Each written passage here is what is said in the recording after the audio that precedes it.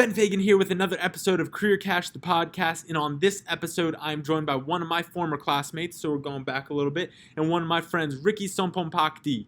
Rikki is a digital video social associate at ESPN, so he's in charge of making all those cool videos you see on a daily basis, among many other things. And in this episode, we talk about the winding path that he took to get to ESPN, how he built and made connections along the way, and the importance and power of patience. It's an awesome conversation. Let's get to it.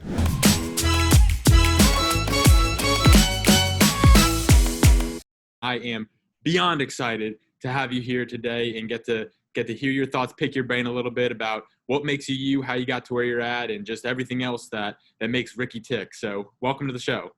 Thanks for having me, Ben. I really appreciate it, man. Absolutely. So diving into the digital video social associate, can you kind of give us some context? What does the day-to-day look like for you there at ESPN?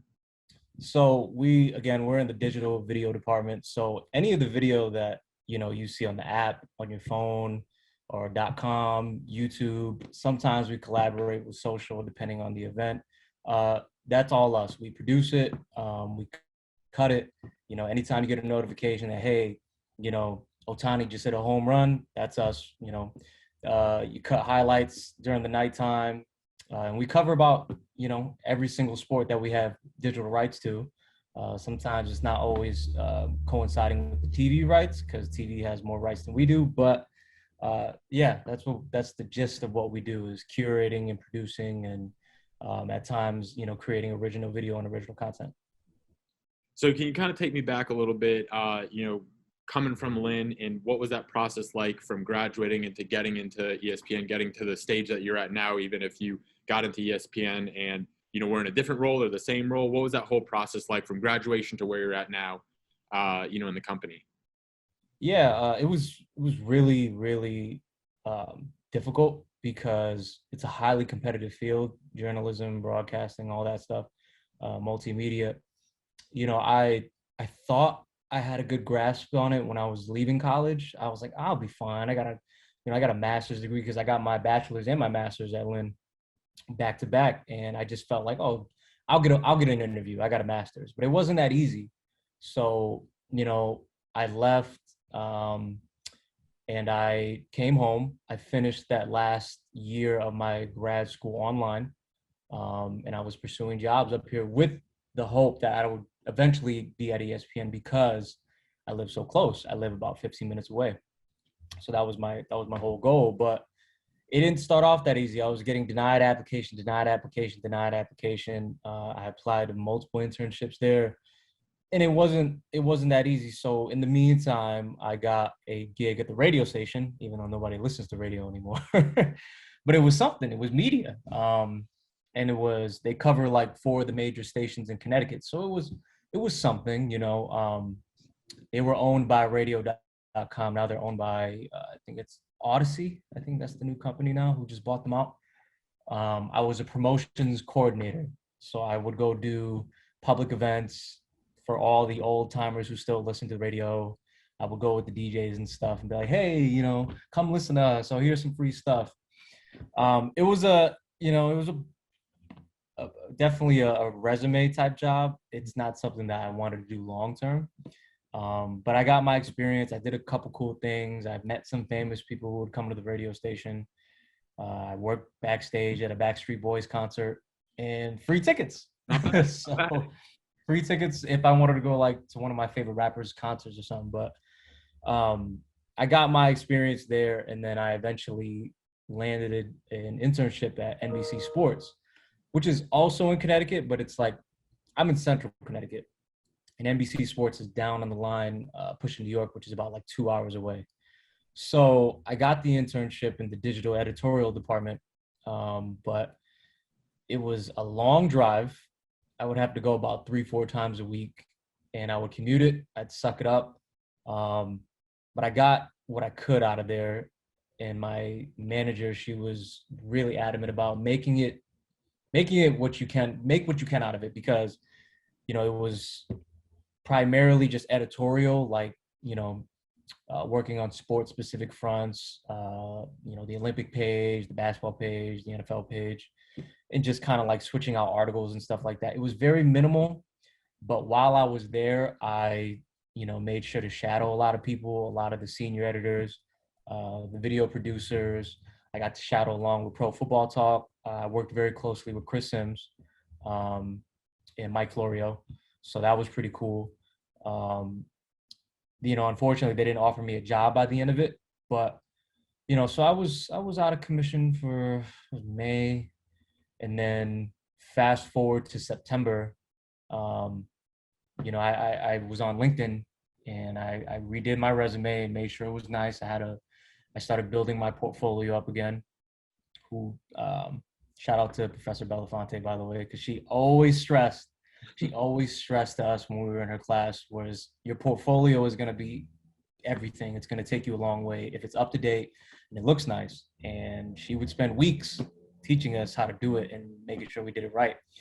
So I did that, and I think lightning struck in a bottle for me because I was like, boxing is my primary niche. Like that's the sport that I love and what I want to work in.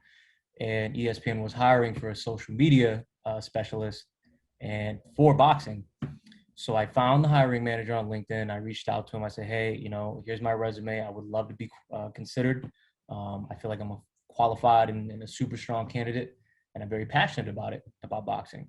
And he said, sure, I'll take your resume and you should hear from us later this week and we'll contact you.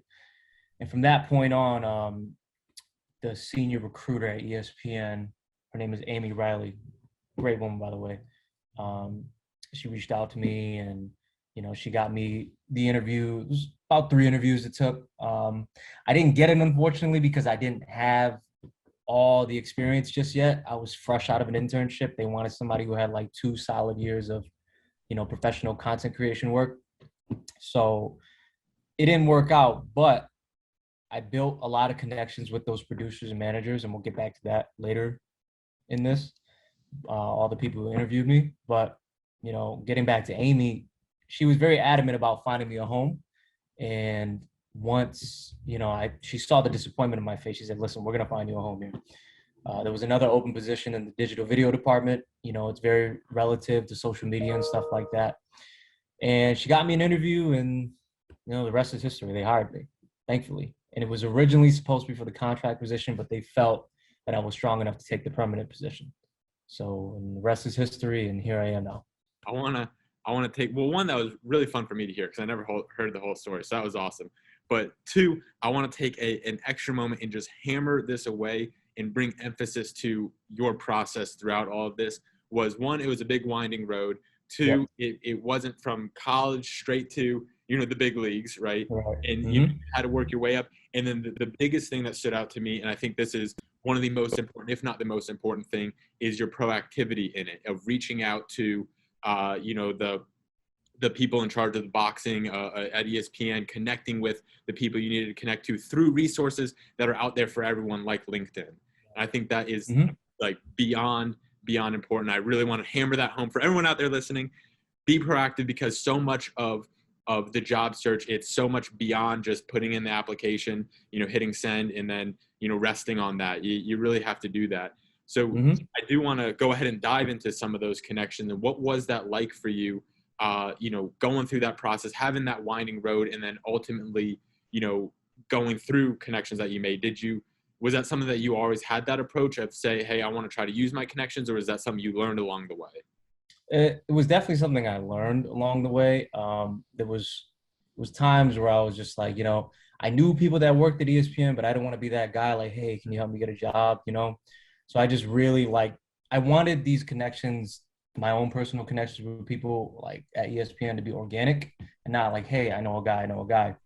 But it's definitely something that I learned along the way, and how just a simple message on LinkedIn and email. I was stalking some of these people. I was like, their professional pages. I really wanted to get in touch with them. Like, hey, just consider me. I'm not telling you to hire me. I'm not going to be that, pushy about it, but just, give me a shot. So what was it that you said? What was the message that you said? Like, if you were to draft up a message now, what would it read? It would read, to whom it may concern. My name is Rikki. I just applied to your open position for such and such.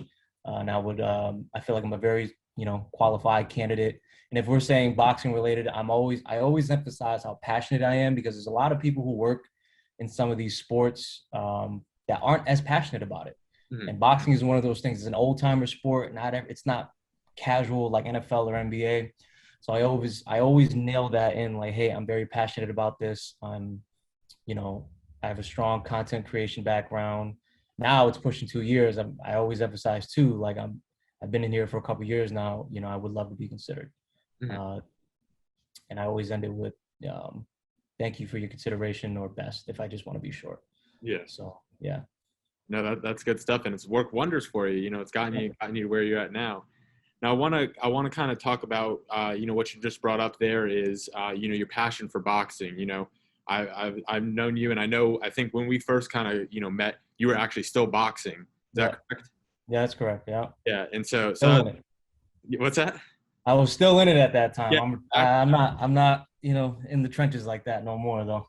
yeah, and so that's what I love and excites me about, you know, somebody like you, is to get to see you out there combining one of your biggest passions with a career and something, so you get to go to work and enjoy what you do every single day.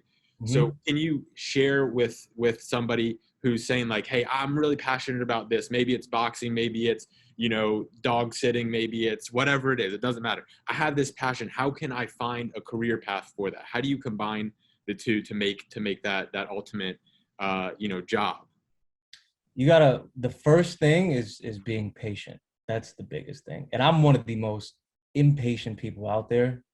I don't know what it is in me. It might be the Aries in me. I don't know. But that's the biggest key, because like what's meant to happen for you is meant to happen for you. Like, and it worked out great. Like, although I didn't get the specific boxing position, I went on, I do the stuff. I cover all the main sports. I do cover boxing when I can. And I do have projects that revolve around boxing.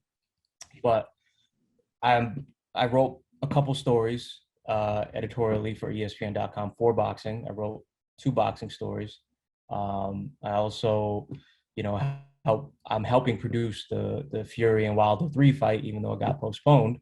But I work with the TV department now. They reached out to me. They said, hey, we interviewed you. Yeah, you didn't get that position, but we still want to work with you. We still think you're a great mind. So that, it all works out in that manner. But I just think that the biggest thing is just being patient. And it sounds really cliche, but you really just got to put the time in and do your research and like really build those connections. Don't burn any bridges. Don't think just because like you didn't get the job, like, screw them, like, no, like all those people, the people, even though they didn't pick me, they still want to work with me. And they might have not have given me the position, but they're still working with me to this day. And they love it. They love what I bring to the table. And, hopefully it turns into something more, I guess bountiful, I guess is the word. Now, before you got to this point, like going back to this winding road that you took, I'm sure as within life, there's the highs and the lows, and like you said, within being patient, it's a tough thing to be patient. So, can you talk about what it was like when you felt as if, oh man, it's still far away? What were your thoughts, going through this entire process of applying, getting denied, going here, going there, all working towards this, ultimate goal? Yeah. So normally, like anybody else, you're gonna feel down and out, and you kind of feel like discouraged. I remember complaining about it to my mom, like, dang, like I feel like I went to school for no reason, getting a master's and a bachelor's in journalism and communications. But I still pick myself up, and I would still try and find the time to. I bought a laptop and stuff like that, and I was just doing stuff. I had bought the Adobe Creative Suite, and I was doing a lot of freelance work, taking pictures, doing videography, post-production stuff, just random things, whether it was local musicians or so I got lucky sometimes. I would get accredited to go work boxing matches in New York. It was a short ride at 2 hours away. So I would go to Madison Square Garden sometimes and do some stuff there, which I could add to my portfolio. It was freelance work, but by getting to that, I used to also do that while I was at Lynn. I would use iPulse as my media company that I was working for, to go work at fights, whether in South Florida or if I was home on break and there was a fight in the area, I would use Lynn as my accreditation. And 9 out of 10 times it usually worked. So that helped. And yeah, I just try to do a lot of freelance work and just really try to beef up the portfolio as much as I could. Even though it wasn't too much, it was something. Something's better than nothing. So what would you tell somebody who's kind of in that position right now? Either I'm coming out of school or I'm in that position. I just graduated. I'm applying for jobs and, I'm not really hearing back or anything like that. I'm getting a little frustrated. Well, what piece of advice would you share with them? Definitely the patient part again. Hmm. I know that's getting a tad redundant, but just don't stop working. Like, just find things to do. Go, I mean, even do like, shooting nature or like scenic shots, like anything. Like, and that's the big thing that I stress to students at Lynn right now. The multimedia journalism program is great because you're not just learning how to just write stories. You're learning how to write stories. You're learning how to do video production, photo production, TV production. Take advantage of all of those things. It's there for you. And I feel like I benefited very, very well from that program because I enjoy all of those things. I enjoy, video production the most. I enjoy Photoshop, all that stuff. And they taught me how to do every single one of those things. And being at ESPN, I've been able to, tap into just about everything with, obviously video production is my day to day, but sometimes I'll do stuff for social with some Photoshop stuff, some Lightroom stuff. Again, I've written stories for ESPN.com. So just, you got to take advantage. Don't slack off. Don't, if you have a project to do that, your video production professor is going to say, hey, I want to see some passion in this. Really take the time and be passionate about it. Don't just, work something up last minute the night before with your iPad. Like, go rent the stuff in the library, pick up all the stuff from Bob. And I don't know if Bob's still there, but pick it all up, shoot. The more you shoot, the better. That's what was his name? Who was our video production? He's not there anymore. Bernardo. That's my guy. Yeah, Bernardo. Shoot. Have a lot to work with. Yep. Just go to town. And that's the thing that I would stress to people is take advantage of those resources that we have there. No, 100%. And coming from the same background, studying communications, journalism, getting my master's as well in digital media. And it's so funny you bring up Bernardo because whenever I talk to anybody who's trying to get into filming and editing specifically, I tell him that's what he always said. He was, when you think you're done filming, film some more. And it was, I always look back and, have a ton of appreciation for him because before I got to Lynn, me personally, I was anti-technology. I remember we had a class together, throwing it back, where we had to edit a video. And I'm like, thank God you knew how to edit because that was before I got into that class. We had to make a music video, if you remember that, going way back. And so going way back.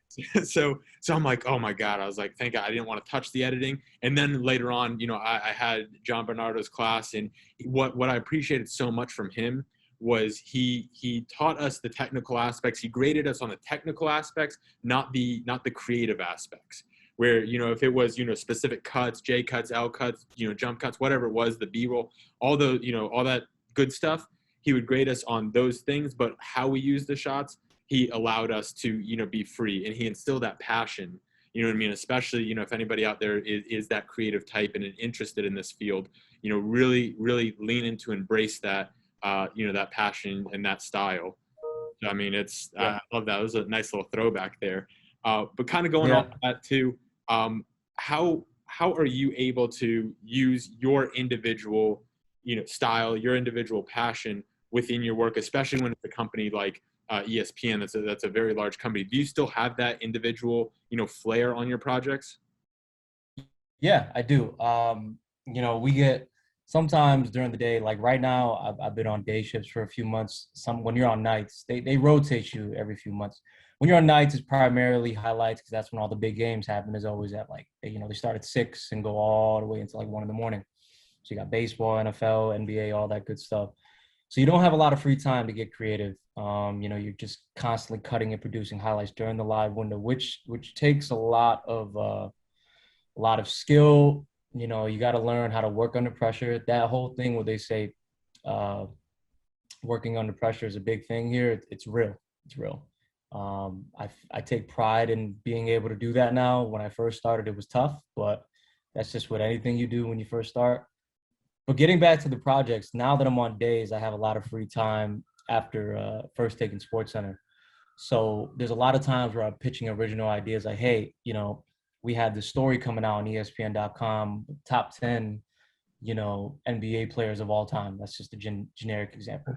We have a database where we can pull any footage from any sport going back years and years. Like I think trying to see the furthest back everyone, I think like the 60s, like NBA in the 60s. Like we have all that archive. So I'm able to produce from scratch, a top 10 NBA players list that it's going to match with the story. And our whole, thing with that is, you take all the time, you take about like 2 to 3 weeks to work on it so you can get real creative with it. And I personally really emphasize the soundtrack on how we do these things. You add broadcast calls, you add analytics, you add, real game sound to it. But I love matching it with the music, the jump cuts with the song, with the beat, dropping. That's my style and my flair to it. I got a lot of inspiration from watching countdown shows to when like Mayweather was still in his prime back in 07.